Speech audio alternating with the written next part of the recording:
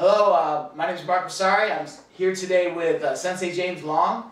We're old friends. We go way back. You're going to hear a little bit about that. This is the first stop. For those of you who don't know yet, we are on a tour this year. We have got some new equipment, and we decided to go on tour. What's called the Defenders of Freedom Tour.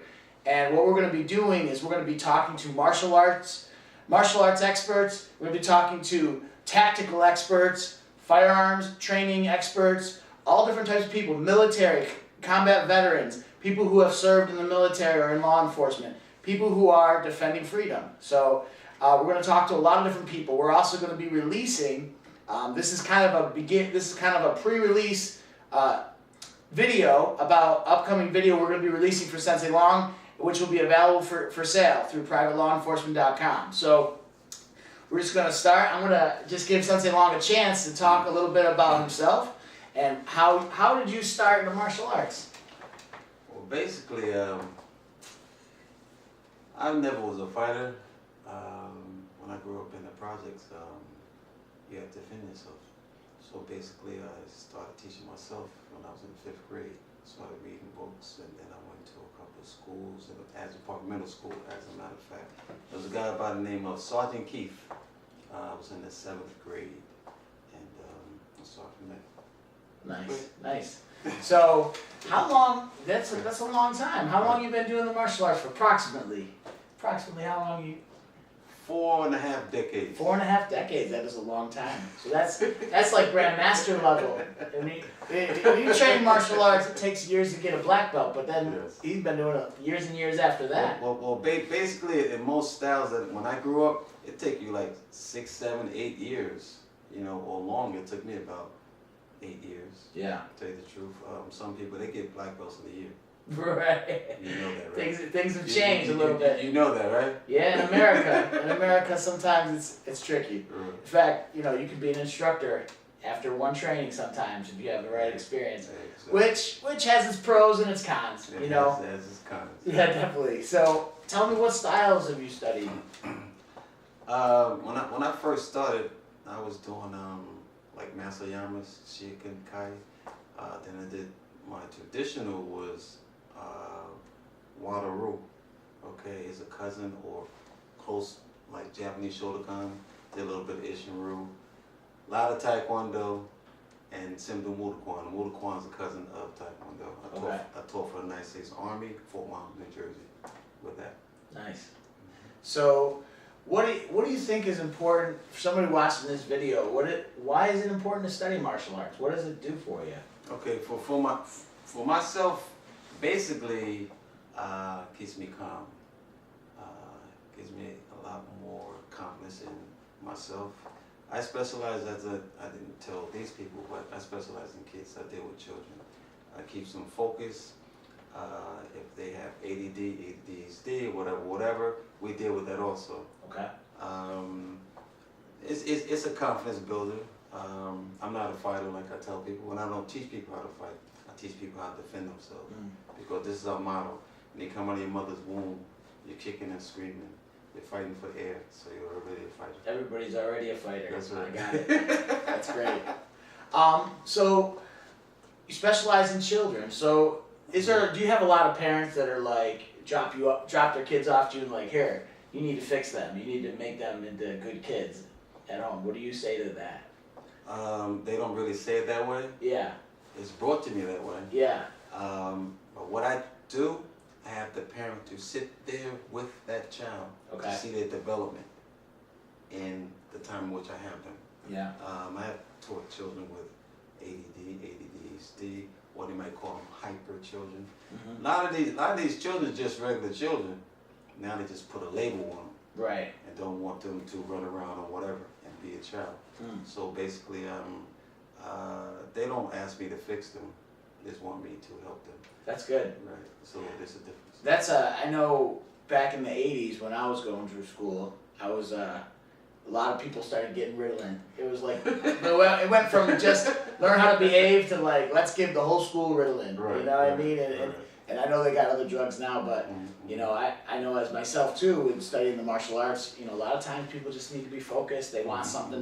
to be a part of, to belong to. Exactly. So, you know, and I've had the opportunity of seeing Sensei Long teach firsthand, and what he does here in Schenectady, New York, and you have programs that have gone on in New Jersey. Yes. You also will probably find him on the circuit as far as the expo circuit. Tell us a little bit about what you offer when you're out on the circuit. Well, there's a gentleman by the name of Master G.J. Torres. I've been on him since we were children. He was into Kung Fu and Karate. What I usually do is I go to his tournaments, or I have been going to his tournaments for the last maybe 4.5, 5 years. I haven't been last year, but prior. And I sell classic magazines from the 60s, 70s, 80s, some 90s, no 2000. We have Black Belt Magazine, Official Karate Magazine. Matter of fact, we got Karate Illustrated. Check that out. Look at that. Okay, so what date is that? Let's see, that says Stop, Mark. January 1981. Okay. So that's over, what, 90, that's like almost, is it 30 years old? Okay, now check Yeah. that out. Okay, this is Black 35 Belt. years old? This is Black Belt Magazine. At the Look top. at that. What year is that? 1960, March 1967. Wow, that's an old. How much would something like this cost? Okay, if you go on, it's called. You can see the picture. Let me Get see. close to it. I'm gonna make sure. It all depends, right? Okay, Warner's Classic Martial Art Magazines. It's Okay. called Warner's Classic Martial Art Magazines, and it usually go into eBay. Okay, a magazine like this, it might cost you $25 to $35. Okay? That's really not that bad when you think about it. Because you cannot get them. They don't print them anymore. Yeah. We got World's Karate. We have Fighting Stars. We have Masters of Self-Defense. Sure. And they don't even. They don't even make those They don't even anymore. make them anymore. In fact, I remember too. You know, I wasn't doing the martial arts for me. I got involved a little after you did. And just a little just a bit. couple years after. Yeah. But in the 90s, Right. I remember, you know, getting a subscription to Black Belt Magazine. Everybody had a subscription, Right. and you'd wait Exactly. every month that magazine That's would come, right. and you'd be like, That's "Oh, what's right. going That's on up right. in here?" Exactly. So, you know, and I think that's something that some of our younger martial arts students nowadays they miss out on that experience. And this is the way you can have that experience. So, and this is like not like you can hang this out, you can frame it, hang it on your wall, and it's very cool. It's a piece of history. And they also have very outstanding, I must say, articles. It will show you people that really were champions, such as Chuck Norris, Bruce Lee, Master Moses Powell, just to name a few. Even my instructor, Shian Rahman Hassan, is in a couple magazines. I asked a couple other guys about their instructors are in magazines, and they're not. Okay. But what I'm trying to say is there are so many people, Aaron Banks, just to name a few. I think I might have met a couple of those guys too. Right. Yeah. Of course. And so what do you think if you're studying the martial arts today, what are the things that you should focus on if you want to, you know, become good at the martial arts? What would your advice be to them? First of all, you have to want to do it.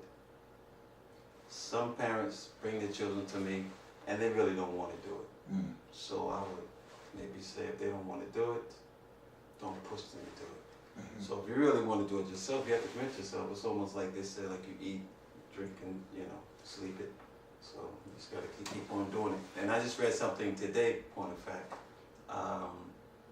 that this is a lifelong endeavor. Mm. This is forever. I tried to retire until I met you last year. I've been on this guy going on 15 years.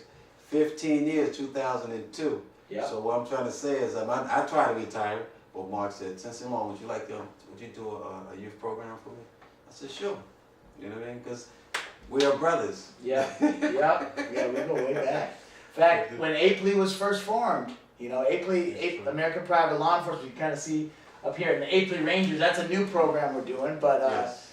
I mean, the APLEA goes back to 2003, 2002 when we first met each other. Exactly. So, and we're still doing it. It's And still doing we it. are on the map. Yeah. We're on the map. And Tell me how you tell the viewers how we met.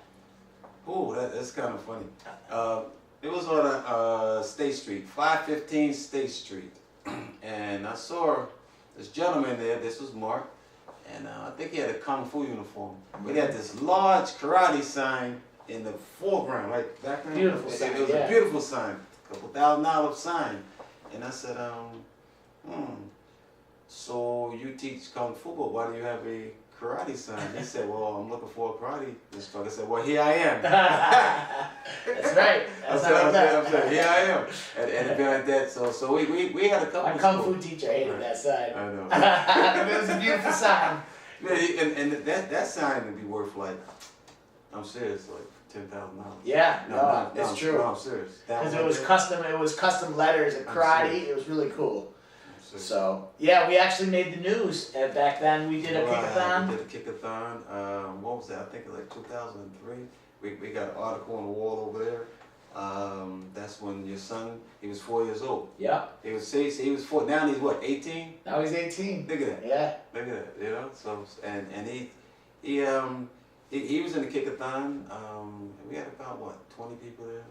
Yeah, it was good. We had like the Times Union came. They did an article on us, and we used some of that money that we raised to help provide martial arts for kids that couldn't afford it.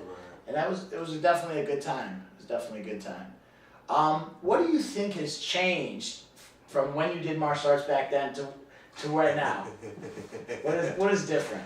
And you know, I love these questions like that. It's almost like people say, well, Sensei Long, what would you do if somebody does this to you? You never know. Right. You just never know. Now, for that question that you just now asked me, let me say it nice. There's stuff that works and there's stuff that don't work. I think the old traditional way, it works. Some things work and some don't work. Some are for practical application to really do it. And then we have katas, which are prearranged fighting moves, and then you have to know what works and what doesn't work. Right. So now they have MMA. MMA is basically mixed martial arts, as we know. Now they have Krav Maga.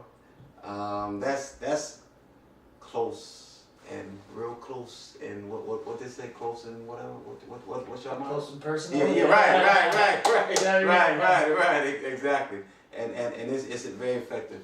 But basically you have to figure out what's your forte. If you're a good, like you any close fighter like wrestling, or if you're a good kicker or whatever. It depends on what style, because some people just jump into a style and that's not for them. That's a good point, because I know that's a question that comes to me all the time. People are like, well, right. If I learn this, am I going to be good? And I was like, well, I always ask them, what is it you're trying to accomplish? Right, you know what I mean? Because, like the style I teach right now, I'm teaching Krav Maga for the most part, and we focus on self-defense. Right. Some people want to learn different types of stuff. Some people want to go to tournaments. Right. Some people want to go to the Olympics. Like my son trained a little bit of judo. That's an Olympic sport. So you're not necessarily doing judo for self-defense primarily, even though there might be some self-defense benefits. Or, MMA, if you're going to do MMA, most people that join MMA, they want to go compete. They want to get in the octagon. They want to make money. It's kind of like the MMA nowadays, I think, is like the new basketball, NBA or NFL. It's like, man, when I grow up, I'm going to be a professional MMA fighter, And it's a lot harder work than you think. But, and then there's all the traditional styles too, which, both of you, yourself and myself, I think a lot of people, because of the newer stuff, people are in a hurry to learn. Right. And I think a lot of times we miss the value of training traditional arts, like both of us have, and even can help you for the modern arts if you have a foundation in the traditional systems. And like they say, before you can build a house, you must build a what? Foundation. How you know that? Your teacher taught you that? Yeah. So excellent. So we are in the process too of filming. We're going to have his video is going to be coming out. By the time you watch this, it might already be available, so you have to check it out. And you're going to get to hear more wisdom from Sensei Long. So my name is Mark Messare. This is Sensei James Long, and we're here with the Defenders of Freedom Tour, and we will see you soon.